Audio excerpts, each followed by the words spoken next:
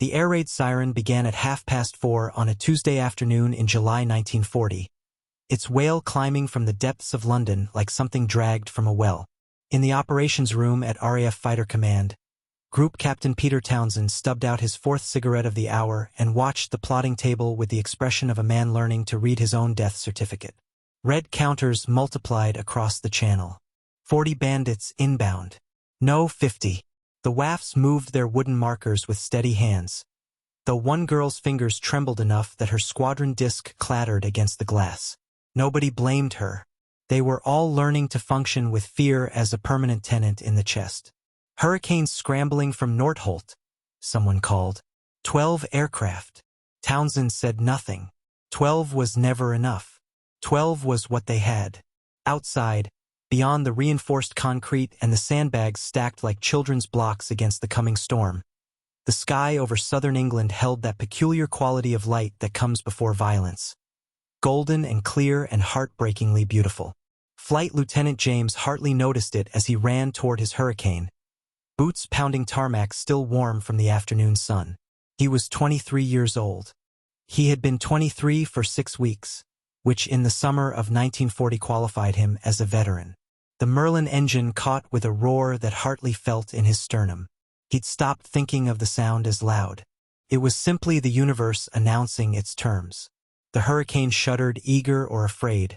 Hartley could never tell which, and then he was rolling, the grass blurring beneath him, the tail coming up, and England falling away like a memory he might not get to keep. They climbed through layers of cloud that left moisture on his canopy. At 15,000 feet, the world became geometry. The curve of the Thames a silver equation, the patchwork fields below reduced to their essential theorem of green and gold. Hartley checked his mirrors. Tiny rectangles of glass that showed him perhaps 30 degrees of the sky behind. The other 330 degrees were faith and luck. Bandits at 2 o'clock high, came the voice of Red Leader. Squadron Leader Davies, 31 years old, married, 3 children. Hartley knew these details the way he knew the panel before him. They were facts you collected about men who might be dead before supper. He saw them then. A formation of Messerschmitt Bf 109s, higher and faster, with the sun behind them exactly where it should be for killing. The Germans weren't stupid. They'd been doing this longer. They knew that in the sky, angles meant everything, and the blind spot behind a hurricane's tail was 6 feet wide and infinite in consequence. The engagement lasted for minutes. Hartley would remember it later as a sequence of impressions. The hammer of his own guns, the smell of cordite, the way a 109 came apart like paper in a wind when the bullets found something vital. And then, the impact from behind was not loud. It was enormous, the difference between hearing an explosion and being inside one. His Hurricane lurched, metal shrieking, and Hartley's first coherent thought was simple and ancient. I never saw him. The controls went slack. The horizon tilted and began its slow, sickening rotation. He could smell fuel and burning insulation. His right hand found the canopy release. They drilled it until your muscles remembered when your mind was pure static. And then wind and noise and the terrible intimate knowledge that he was 23 years old and falling out of the sky over Kent. His parachute opened. That was luck. The Messerschmitt that had killed his Hurricane made one lazy, contemptuous pass and then climbed back toward France. Hartley hung in his harness and watched his aircraft spiral down, trailing black smoke like a signature. It hit a field 2 miles west of Maidstone and crumpled into something that would never fly again. He landed in someone's barley. A farmer's wife brought him tea with shaking hands, and by the time the lorry came to collect him, Hartley had stopped shaking himself. But that night, in the officers' mess, when someone asked what happened, all he could say was, I never saw him. I was looking. I swear to Christ I was looking. This was the essential problem of the summer of 1940, though nobody at Fighter Command had language for it yet. The sky was too big and men were too small and the mirrors didn't reach far enough and boys kept dying because death came from angles they couldn't see. Frederick George Miles did not look like a man who would change the course of history. He was 47 years old in the summer of 1940, with thinning hair and a tendency to gesture with whatever he was holding. Often a pencil, sometimes a wrench, once memorably a kipper at breakfast. His wife, Gillian, had learned to duck. He'd built his first aircraft at 20, teaching himself aerodynamics from library books because university was for other people's sons, the ones whose fathers weren't railway clerks. The plane had flown, barely and only for 200 yards before encountering a hedge, but it had flown, and that was the essential thing. That was proof the laws of physics didn't care about your accent or whether you'd studied at Cambridge. By 1940, Miles Aircraft Limited operated out of a workshop in Woodley, Berkshire, producing trainer aircraft for the RAF and various experimental designs that made official procurement officers purse their lips. Miles had a reputation, brilliant certainly, but unsound. Too many ideas. Too willing to try things that hadn't been done. His aircraft often worked, which was the problem. It made him difficult to dismiss entirely. He'd been thinking about the Hurricane problem for weeks. Not because anyone had asked him to. Nobody at the Air Ministry was soliciting input from a provincial manufacturer of training aircraft. But Miles read the casualty reports in the newspapers, and he knew pilots, and he understood what the careful language meant. Failed to return, lost in action, no parachute observed. The Hurricane was a good aircraft. Tough, stable, could absorb punishment that would shred a Spitfire. But it had a problem that troubled Miles in the particular way that aerodynamic puzzles troubled him. It was an invisible problem, one that killed you before you knew it existed. The issue was airflow separation during high-G maneuvers, especially when the aircraft approached a stall. The Hurricane's thick wing would lose lift asymmetrically, and when that happened at low altitude or in combat, the recovery could be difficult. More than difficult. Pilots who survived spoke of the controls going mushy, the aircraft wallowing, seconds lost to confusion while a Messerschmitt lined up its shot. But the deeper problem, the one that obsessed Miles during his long evenings in the workshop, was simpler. Pilots couldn't feel what was happening. The warning signs were invisible. By the time the aircraft started to misbehave, the crisis was already upon them. He'd noticed something during test flights of Miles' designs, something small that most engineers would dismiss. When fabric-covered control surfaces began to flutter, you could feel it through the stick. It was information. The airframe was talking to you, telling you secrets about what the wind was doing. What if you could make the Hurricane talk? The idea came to him on a Tuesday evening in late July, while he was lying on a creeper beneath a master trainer, oil dripping onto his forehead. He'd been adjusting the elevator trim when it occurred to him that what pilots needed wasn't better vision, though God knew that would help, but better sensation. Another sense. A way to feel the danger they couldn't see. He sat up so quickly he cracked his head on the fuselage. "Frederick," Jillian called from the office. "Are you bleeding?" "I need fabric," he said. "Linen, tape, and I need to talk to someone at Hawker." "You're bleeding," she confirmed, appearing with a towel. "What kind of tape?" "The kind that flutters." She looked at him the way she'd been looking at him for 18 years. Equal parts exasperation and reluctant admiration. "That tells me nothing." 11 shillings worth, Miles said, grinning despite the blood trickling into his eyebrow. "Jillian, I think I found it. I think I know how to make them see what's behind them. With tape." "With tape," he confirmed. "Ridiculous, isn't it?" The mathematics were simple once you understood what you were measuring. Airflow over a wing follows predictable patterns until it doesn't, until the boundary layer separates, turbulence develops, and lift collapses. On a Hurricane, this began at the wing root during aggressive maneuvers or when the aircraft approached its stall angle. The separation spread outward, invisible, lethal. Miles calculated the critical angle, 27 degrees relative to the airflow. At that point, the boundary layer would begin to break up. Turbulent air would form eddies, vortices, small violent disturbances that propagated backward. If you placed a strip of fabric at exactly that angle, anchored at the leading edge, he tested it first on a master trainer using linen tape 8 inches long, 3/8 of an inch wide. The tape cost 11 shillings from a draper's shop in Reading. Miles attached it himself with dope and patience, checking the angle 3 times with a protractor. The test pilot was a man named Jeffrey, who'd flown Hurricanes in France and had opinions about most things.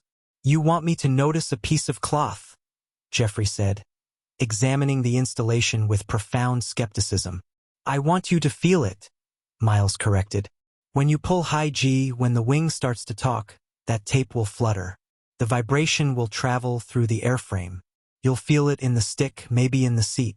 It's telling you the airflow is breaking up, that you're about to lose control authority. A strip of tape, Jeffrey said slowly, is going to tell me when I'm about to stall. Not about to. Beginning to. That's the difference. That's the seconds you need. Jeffrey flew the trainer for 40 minutes. When he landed, he sat in the cockpit for a long moment before climbing out. His face had the expression of a man who'd seen something he couldn't quite explain. Well? Miles asked. It works, Jeffrey said. Christ help me, it works. You can feel it. It's like... He struggled for language. Like the aircraft is tapping you on the shoulder, saying, careful now, careful. I took her right to the edge and I knew. I bloody well knew before anything went wrong. Miles allowed himself a small smile. 11 shillings, he said. That's what it cost. The RAF will never accept it, Jeffrey said. You know that. It's too simple. Too cheap. They'll say if it were any good, someone would have thought of it already. Someone did think of it, Miles said. Just now. And we're going to make them listen. Getting anything adopted by the Royal Air Force in the summer of 1940 required navigating a bureaucracy that had been perfected over centuries to resist exactly this kind of disruption. There were proper channels. There were committees. There were men whose entire function was to say, we'll take it under advisement, in ways that meant no. Miles wrote letters. He wrote to Hawker Aircraft. He wrote to the Air Ministry. He wrote to Fighter Command. He provided data, photographs, testimonials from Jeffrey. He explained the physics in careful terms that avoided suggesting the reader might not understand the physics. The responses were polite and devastating. Thank you for your submission. The matter is being reviewed by the appropriate technical committees. While we appreciate your initiative, current operational demands prevent the implementation of non-essential modifications. The Hurricane's handling characteristics are well understood by trained pilots. That last one made Miles want to throw something. Well understood by trained pilots, meaning the ones who were still alive. The dead ones had understood the handling characteristics too, right up until they didn't. He tried a different approach. He knew a man who'd served with someone now at Bentley Priory Fighter Command headquarters. This was how things actually worked in England, not through official channels but through the invisible web of schools and clubs and who'd served with whom. Miles, as a railway clerk's son who'd built aircraft in a shed, was not well positioned in this web. But he was persistent. The meeting took place in September, in an office that smelled of old paper and recent cigarettes. Wing Commander Thornton was perhaps 50, with gray at his temples and the careful weariness of a man who'd sent younger men to die and would do so again tomorrow. Mr. Miles, Thornton said, I'm told you have a solution to the Hurricane's blind spot problem. Not the blind spot, sir. The stall warning. The handling. But it helps with the blind spot too, in a way. It gives pilots information they don't currently have. Thornton gestured for him to continue. Miles pulled out his materials, the photographs, the data, a strip of the actual tape mounted on a board. It's fabric, Thornton said, examining it. Yes, sir. 8 inches of linen. 7.5, actually. The length matters. And you believe this will save lives? Miles met his eyes. I believe it already has, sir. We've tested it extensively. Every pilot reports the same thing. They can feel when the aircraft is approaching trouble. They get seconds they didn't have before. In combat, seconds are everything. Thornton was quiet for a long moment. When he spoke, his voice was tired. Mr. Miles, do you know how many recommendations I receive in a given month? How many inventors with their miracle devices, their revolutionary sights, their brilliant tactics, their foolproof methods? I imagine quite a few, sir. Last month alone, a device for detecting German radio signals that required rewiring half the aircraft, a gun sight that needed 3 weeks training, a formation tactic that would have required rewriting our entire operational doctrine. He tapped the tape. And now, a strip of cloth. Yes, sir. For 11 shillings. Approximately. Thornton almost smiled. That's the problem, you see. It's too simple. If it were this easy, someone would have thought of it already. Someone at Hawker. Someone at the Royal Aircraft Establishment. Someone who went to university. Miles kept his voice even. With respect, sir, someone did think of it. And I did go to university, the university of trying things until they work. I understand that's not the traditional path, but the tape doesn't care about my credentials. It just tells pilots when they're running out of sky. You're asking me to modify hundreds of operational aircraft based on a hunch. You're asking me to modify hundreds of operational aircraft based on a hunch. I'm asking you to spend 11 shillings and an hour of installation time per aircraft, sir. If I'm wrong, you've wasted less than what you spend on tea for this office. If I'm right, if you're right, Thornton said quietly, then we've been losing pilots to a problem we could have fixed with tape and dope. Yes, sir. Thornton stood and walked to the window. Outside, the sky was clear. Somewhere up there, men were flying and fighting and dying. I can authorize a trial, he said finally. 1 squadron, 6 aircraft. If your tape works, if we see results, we'll expand the program. Thank you, sir. Don't thank me yet. If this fails, if pilots are killed because they were paying attention to fluttering fabric instead of the sky, that's on you. I understand, sir. I don't think you do, Thornton said. But you will. Number 242 Squadron flew out of Coltishall, and in September 1940 they had the reputation of a unit that had been through the meat grinder and come out angry. They'd lost aircraft in France. They'd lost pilots. They were being rebuilt with replacements who were sometimes younger than their service records claimed, boys who'd forged birth certificates because they wanted to fight. The squadron commander was a man who believed in 3 things: aggressive tactics, tight formation, and looking after his pilots. When he received the order to test Miles' tape system, his response was predictable. Bloody fabric tape, he said, reading the memo. What's next? Lucky rabbit's feet? But orders were orders, and 6 Hurricanes received the modification. The installation took an hour per aircraft, just as Miles had promised. The ground crews were skeptical. Pilots were more than skeptical. It's a joke, said Pilot Officer Robert Hammond, 20 years old, who'd been flying Hurricanes for exactly 3 weeks. They think a piece of cloth is going to save us. Flight Lieutenant David Walsh, who at 26 was the old man of the squadron, looked at the tape more carefully. Maybe it is a joke, he said. Or maybe someone's trying something. Either way, it's free, and it won't kill us any faster. I'll try it. The first combat test came on September 15th, a date that would later be celebrated as Battle of Britain Day, though nobody knew that yet. They only knew the radar was showing the largest formation yet, and every squadron in the southeast was scrambling. Walsh climbed through cloud at full boost, his Hurricane shaking with the urgency of its own engine.